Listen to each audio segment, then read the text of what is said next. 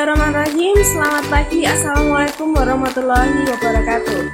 Perkenalkan, nama saya Ika Rusyana, NIM 222152033. Saya adalah mahasiswa PPG Prajabatan Gelombang 1 dari Universitas Veteran Bangun Nusantara Sukoharjo.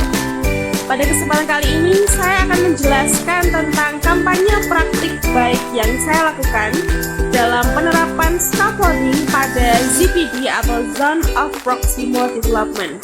Kampanye praktik baik ini saya lakukan ketika saya melaksanakan siklus pada kegiatan PPL 1. Selain itu, kampanye praktik baik ini juga merupakan pemenuhan tugas pada mata kuliah sosio-kultural dalam pendidikan.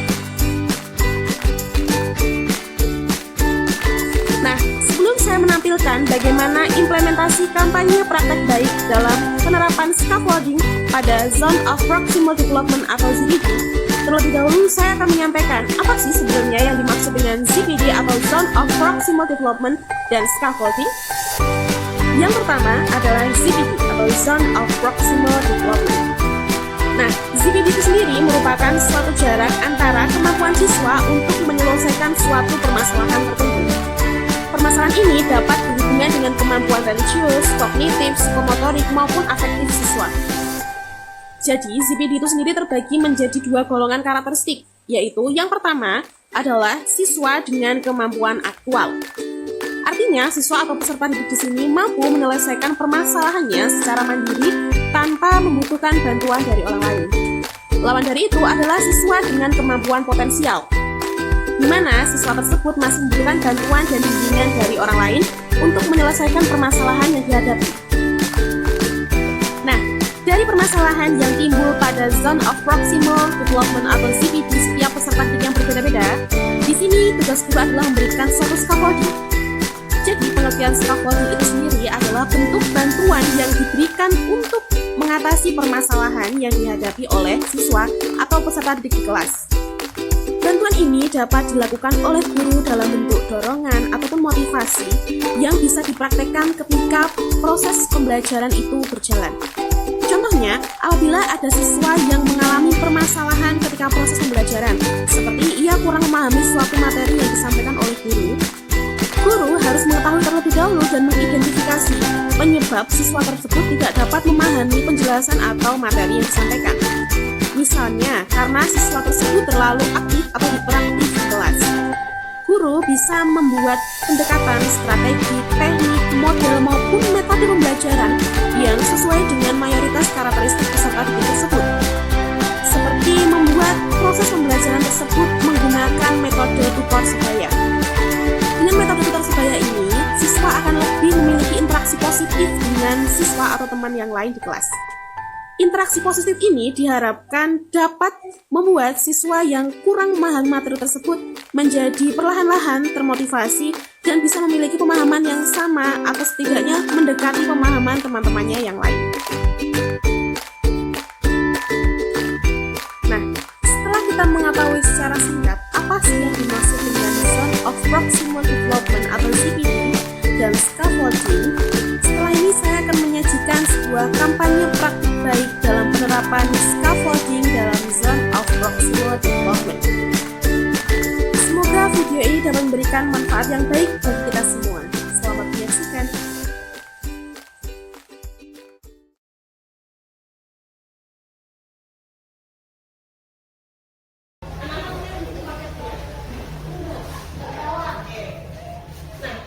Dalam materi bertukar dan membayar, menurut kalian alat apa yang digunakan untuk bertukar atau membayar?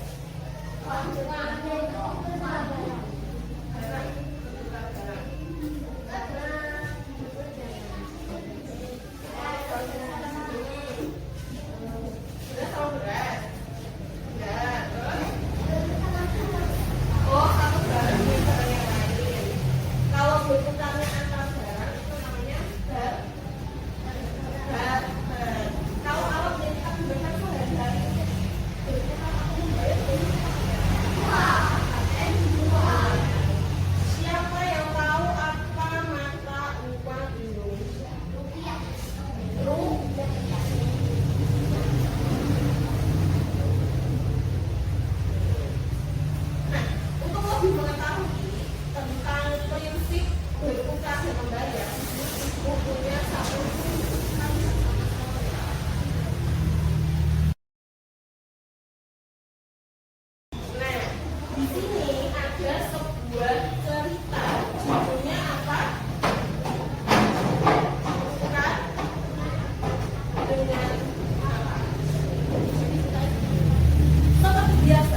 hewan-hewan sekitar yang saling barter atau bertukar di pasar.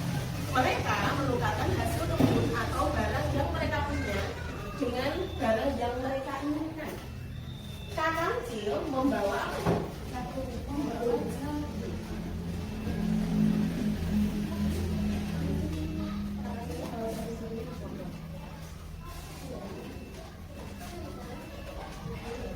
ia ingin menukarkan jagung dengan kangkung sebab ia ingin makan kangkung jagung. Sementara itu, Mbak Bebek baru saja memanen kangkungnya. Jumlahnya terlalu banyak jika ia makan sendirian. Mbak Bebek kemudian membawa kangkung itu ke pasar dan ingin menukarkan jagung milik Mbak Kecil. Mereka berdua sama-sama senang karena mendapat barang yang mereka inginkan.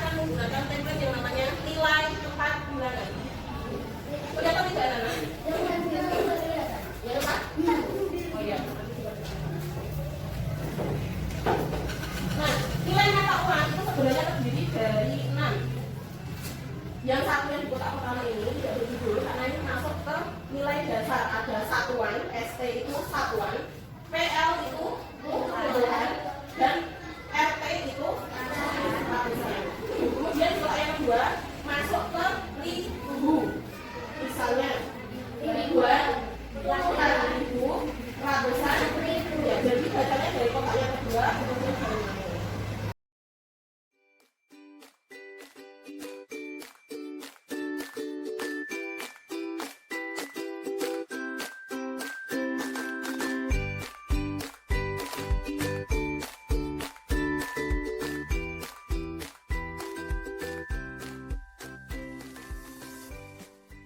Misalnya ibu punya ini dibaca berapa? 1000. 1000 itu angkanya menempati nilai tempat yang mana saja? Satuannya berapa? Kalau kita baca berarti kita mencari satuan itu kita bacanya dari belakang. Satuannya berarti 0, puluhannya 0, ratusannya, ribuannya 1. Lagi.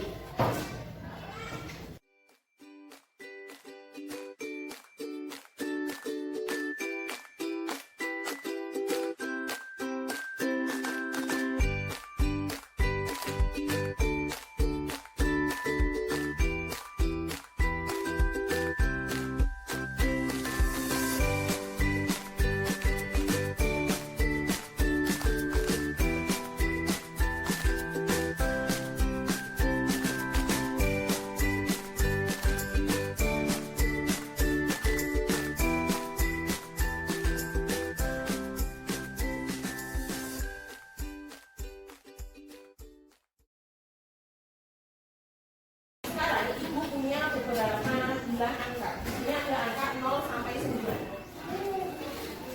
1, 2, 3, 4, 5, 6, 7, 8, 9.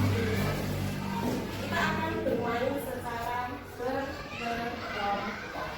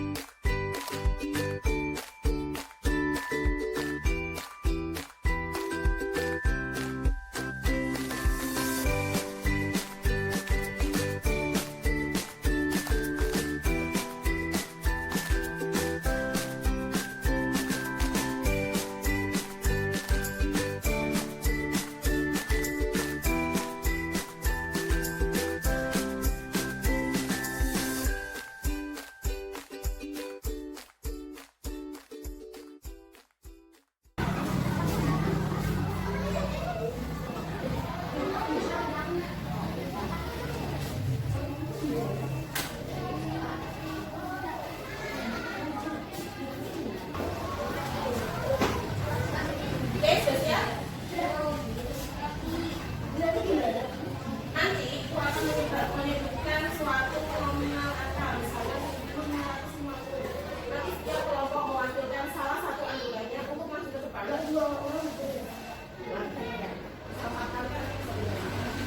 Untuk menentukan nominal angka. Oke, kita mulai. Soal pertama. Kelompoknya siap? Adalah siap? Isinya siap? Nominal pertama 11.500.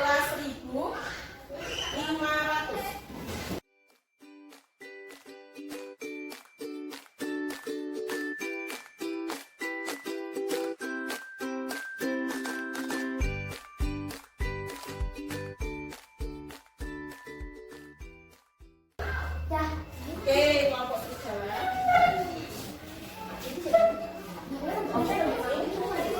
Ini anak-anak biar lebih cepat nanti bisa memajukan sama-sama copot dulu di tempatnya baru kemudian bawa ke depan jadi yang harus copot-copotnya. Oke, yang pertama nanti yang satu yang pertama bisa menempel dapat 3 poin, yang kedua bisa menempel dapat 2, yang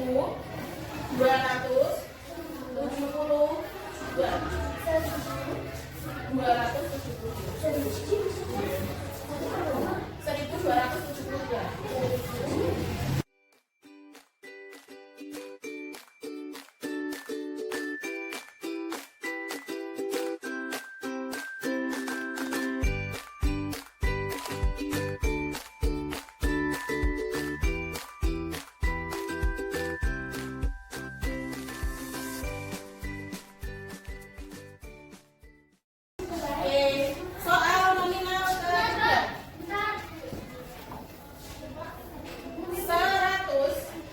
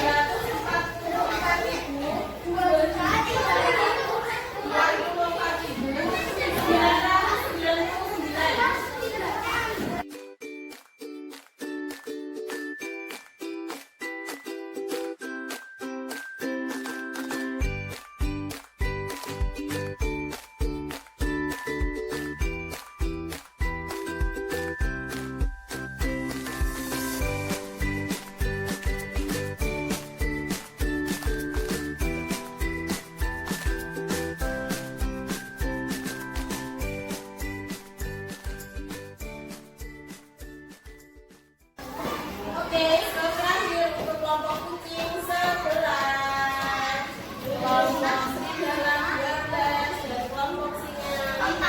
Tepuk tangan buat kita semua.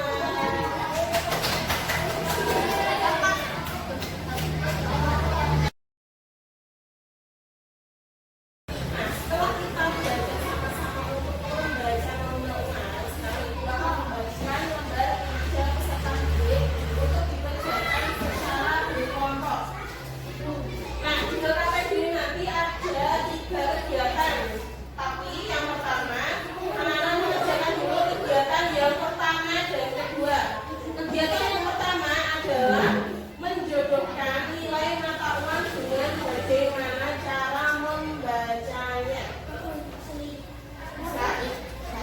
Misalnya, ada pecahan uang 5 ribuan dan 1000-an. Jadi dibaca berapa itu? 5.000. Kemudian yang kedua adalah menuliskan jumlah nilai uang sesuai dengan nominalnya. Sama seperti yang pertama, tapi yang kedua ini ditulis angkanya. Bisa? Bisa.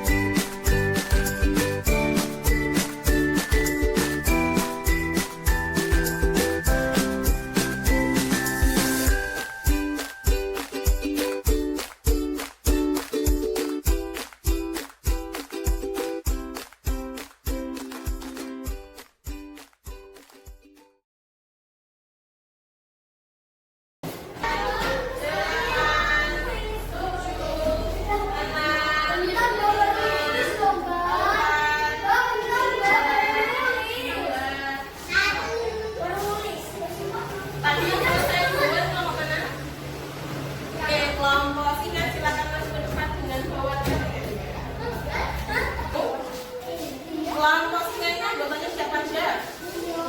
Mas Ayon, Hasan, oke, kalian membuat celengan ini untuk apa aja? Mau pilih apa? Ini untuk menabung, terus untuk menabung.